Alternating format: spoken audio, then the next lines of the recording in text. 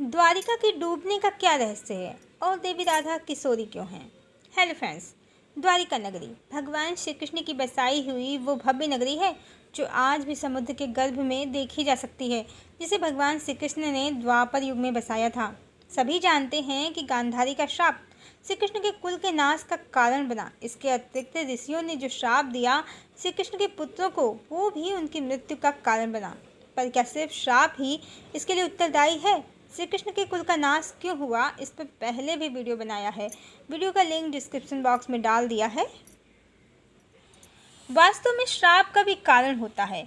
किसी जन्म के किसी कर्म का फल किसी और जन्म में मिलता है। कर्म की गति बहुत गूढ़ है, फिर वो फल वरदान के माध्यम से मिले या श्राप के माध्यम से।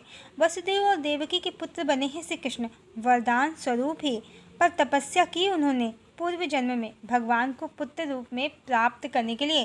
कर्म तो किया था, तभी वरदान मिला। श्री कृष्ण के कुल का नाश क्यों हुआ, इसी वीडियो में ये भी बताया है कि जैसे श्री कृष्ण के पुत्रों को श्राप मिला था मृत्यु का, वैसे ही परीक्षित को भी श्राप मिला था मृत्यु का कि 7 दिन के बाद 7वें दिन तक्षक नाग के डसने से उनकी मृत्यु हो जाएगी।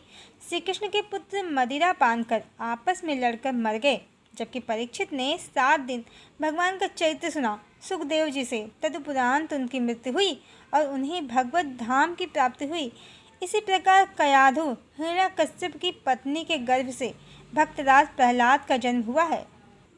एक दानव हिरण्यकश्यप का पुत्र हरि का भक्त हो सकता है, तो श्री कृष्ण तो स्वयं हरि हैं। फिर उनके पुत्र मदिरापान क्यों करके काल के गर्त में समा गए? यहाँ तक कि परीक्षित की रक्षा के लिए भगवान ने उत्तरा के गर्भ में सूक्ष्म रूप से उपस्थित होकर परीक्षित की रक्षा की, पर अपने पुत्रों के लिए कोई प्रयास क्यों नहीं किया? क्योंकि ये कर्मों की गूढ़ गति का ही फल है। श्री कृष्ण की पत्नियां आसक्त जीवात्माएं मात्र हैं, जो भगवान राम के रूप और देह पर मोहित होकर द्वापर में अपनी आसक्ति के कारण श्री कृष्ण की पत्नी बन गई हैं। अन्यथा न तो इनमें आदि शक्ति सीता के गुण हैं और न ही देवी कयाधु या देवी उत्तरा जैसे गुण हैं।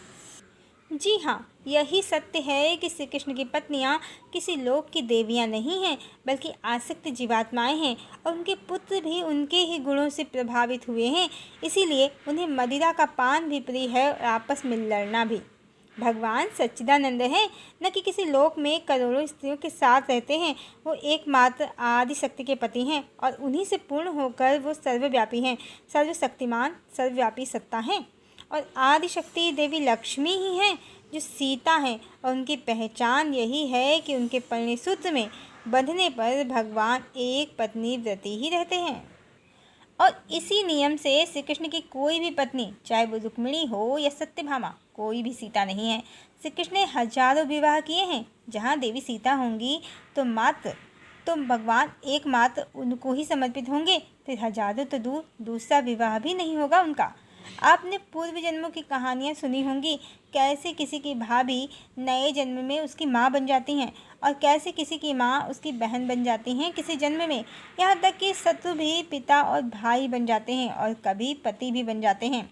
श्री कृष्ण की कहानी भी पूर्व जन्म में भगवान राम पर आसक्त स्त्रियों के कारण ऐसी है। द्वारिका का डूबना, श्री कृष्ण के कुल का नाश हो जाना सिर्फ श्राप का परिणाम नहीं है। वास्तव में जैसे सुपर्णखा जब राम को प्राप्त करने में असफल हो गई, सीता पर झपट पड़ी। नाक कान काटे जाने पर राम का ही बुरा चाहने लगी। सीता को राम से अलग करने के लिए उसने रावण को पट्टी पढ़ाई। वो राम का नाश भी चाहती थी और सीता को राम से अलग भी करना चाहती थी, क्योंकि सीता ही बाधा थी उसके अनुसार राम को पाने के मार्ग में। इसी प्रकार अहिरावण की पत्नी चंद्रसेना ने राम पर मोहित होकर राम से विवाह करने की इच्छा व्यक्त कर अहिरावण के मारने का उपाय तो हनुमान जी को बता दिया, पर हनुमान जी ने शर्तों में उसे फंसाकर उसकी इस इच्छा को पूर्ण नहीं होने दिया और इसी कारण उसे अहिरावण की मृत्यु होने से, उसके कुल का नाश होने से, राम में आसक्ति होने के बाद भी राम की मृत्यु और उनके कुल के नाश की इच्छा हुई। इसी तरह श्री कृष्ण की और भी पत्नियां भले ही भगवान राम पर आसक्त थीं, पर वो देवी सीता के पति होने के कारण देवी सीता और राम दोनों को अलग करना चाहती थीं और राम का हित नहीं चाहती थीं, बस मात्र अपनी इच्छा की पूर्ति चाहती थी। और इन सब की इच्छा द्वापर में पूर्ण हुई। भगवान ने इन सब से विवाह किया। एक सुखी जीवन इन्होंने भगवान के साथ व्यतीत किया। द्वारिका में वैभवशाली जीवन जिया। परिसियों और गांधारी के श्राप के माध्यम से श्री कृष्ण की मृत्यु इन सब से पहले हो गई और इन सब ने अपनी आंखों के सामने अपने पुत्रों के शवों को देखा और द्वारिका का डूबना भी देखा। अहित तो राम का चाहा था, हुआ भी, पर परिणाम इनको ही प्राप्त हुआ।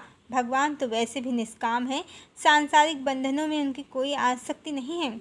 हर जीव का प्रत्येक कर्म उसकी इच्छा, फिर चाहे वो अच्छी हो या बुरी, अंततः परिणाम उस जीव को ही प्रदान करती है, किसी और को नहीं। यही कर्म का सिद्धांत है।